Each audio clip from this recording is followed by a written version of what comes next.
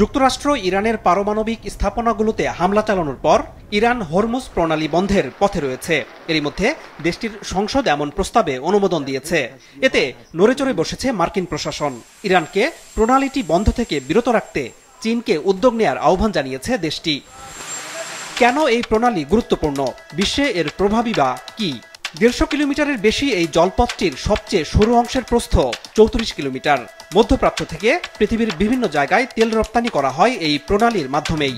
সেই তেল যায় এশিয়া, ইউরোপ, উত্তর আমেরিকা এবং অন্যান্য জায়গায়। পৃথিবীতে যে পরিমাণ জ্বালানি তেল রপ্তানি হয় তার 5 ভাগের 1 ভাগ হরমুজ প্রণালী দিয়ে যায়।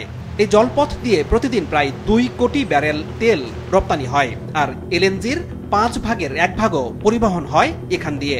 এমনকি ইরানের জ্বালানি তেল রপ্তানির প্রধান রুটও এটি। তেলের সঙ্গে যেহেতু পরিবহন চালু রাখা, শিল্প কারখানার উৎপাদন জড়িত, তাই হরমুজ প্রণালী বন্ধ হয়ে গেলে খাদ্য উৎপাদন, আমদানি, রপ্তানি ও শিল্প পণ্য পরিবহন মারাত্মকভাবে বাধাগ্রস্ত হবে। হরমুজ দিয়ে যাওয়া জ্বালানির প্রায় 82 ভাগের গন্তব্য এশিয়ার বিভিন্ন দেশ। এতে বাংলাদেশ, চীন, ভারত, জাপান, দক্ষিণ কোরিয়া সহ এশিয়ার বিভিন্ন দেশ এবং বিশ্বজুড়ে চরম সংকট দেখা দিতে পারে। এই জলপথ বন্ধ হলে তৈরি হতে পারে জ্বালানি তেল সংকট, বাড়তে পারে দামও।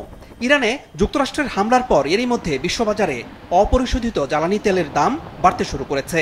আন্তর্জাতিক বাণিজ্য সংস্থাগুলো বলছে, এই সংকট দীর্ঘস্থায়ী হলে ভেঙে পড়তে পারে জ্বালানি সরবরাহ চেইন, ফলে রেকর্ড উচ্চতায় পৌঁছাতে পারে তেলের দর।